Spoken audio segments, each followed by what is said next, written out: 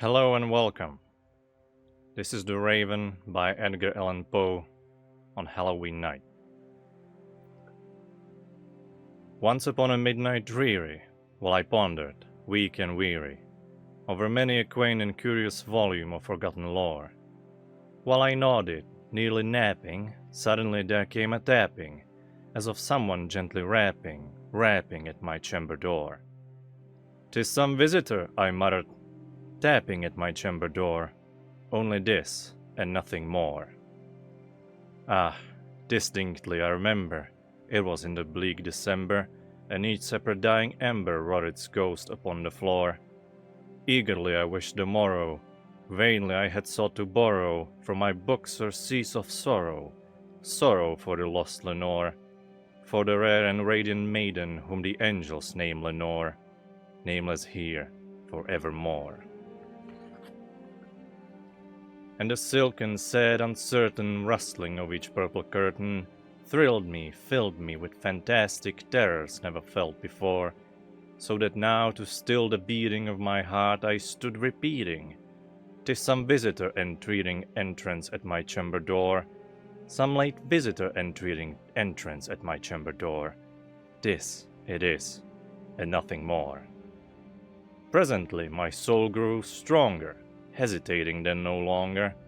"Sir," said I, "or madam, truly your forgiveness I implore. But the fact is I was napping, and so gently you came rapping, and so faintly you came tapping at my chamber door, that I scarce was sure I heard you. Here I opened wide the door. Darkness there, and nothing more." Deep into the darkness peering, long I stood there, wondering, fearing, doubting, dreaming dreams no mortal ever dared to dream before. But the silence was unbroken, and the stillness gave no token, and the only word there spoken was the whispered word, "Lenore." This I whispered, and an echo murmured back the word, "Lenore." Merely this, and nothing more. Back into the chamber turning, all my soul within me burning, soon again I heard a tapping, somewhat louder than before. "Surely," said I, "surely there is something at my window lattice. Let me see then what thereat is, and this mystery explore. Let my heart be still a moment, and this mystery explore. 'Tis the wind, and nothing more." Open here I flung the shutter, when with many a flirt and flutter, in there stepped a stately raven of the saintly days of yore. Not the least obeisance made he, not a minute stopped or stayed he, but with a mien of lord or lady perched above my chamber door. Perched upon a bust of Pallas, just above my chamber door, perched and sat, and nothing more. Then this ebony bird beguiling my sad fancy into smiling, by the grave and stern decorum of the countenance it wore. "Though thy crest be shorn and shaven, thou," I said, "art sure no craven, ghastly grim and ancient raven, wandering from the nightly shore. Tell me what thy lordly name is on the night's Plutonian shore." Quoth the raven, "Nevermore." Much I marveled this ungainly fowl to hear discourse so plainly, though its answer little meaning, little relevancy bore, for we cannot help agreeing that no living human being ever yet was blessed with seeing bird above his chamber door, bird or beast upon the sculptured bust above his chamber door, with such name as Nevermore. But the raven, sitting lonely on the placid bust, spoke only that one word, as if his soul in that one word he did outpour. Nothing farther than he uttered, not a feather than he fluttered, till I scarcely more than muttered, "Other friends have flown before. On the morrow he will leave me as my hopes have flown before." Then the bird said, "Nevermore." Startled at the stillness broken by a reply so aptly spoken, "Doubtless," said I, "what it utters is its only stock and store, got from some unhappy master whom unmerciful disaster followed fast and followed faster, till his songs one burden bore, till the dirges of his hope that melancholy burden bore, of never, nevermore. But the raven still beguiling my sad fancy into smiling, straight I wheeled the cushioned seat in front of bird and bust and door. Then upon the velvet sinking, I betook myself to linking fancy unto fancy, thinking what this ominous bird of yore, what this grim, ungainly, ghastly, gaunt, and ominous bird of yore meant in croaking, nevermore.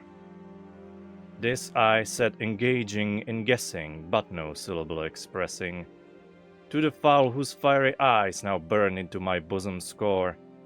This and more I sat divining, with my head at ease reclining, on the cushion's velvet lining, then the lamplight gloated o'er, but whose velvet violet lining with the lamplight gloating o'er, she shall press, nevermore.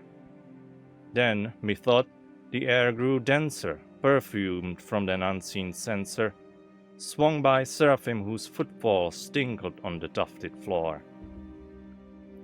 Wretch, I cried, thy God hath lent thee, by these angels he hath sent thee, respite, respite and nepenthe thee from my memories of Lenore. Quaff, oh quaff this kind nepenthe, and forget this lost Lenore. Quoth the raven, nevermore. Prophet, said I, thing of evil, prophet still, if bird or devil, whether tempter sent or whether tempest tossed thee here ashore, desolate yet all undaunted on this desert land enchanted, or this home by horror haunted, tell me truly, I implore, is there balm in Gilead? Tell me, I implore. Quoth the raven, nevermore. Prophet, said I, thing of evil, prophet still, if bird or devil, by that heaven that bends above us, by that God we both adore, tell his soul with sorrow laden, if within the distant Aidenn it shall clasp a sainted maiden whom the angels name Lenore, clasp a rare and radiant maiden whom the angels name Lenore. Quoth the raven, nevermore. Be that word our sign of parting, bird or friend, I shrieked upstarting, get thee back into the tempest and the night's Plutonian shore. Leave no black plume as a token of that lie thy soul hath spoken, leave my loneliness unbroken, quit the bust above my door. Take thy beak from out my heart, and take thy form from off my door. Quoth the raven, nevermore.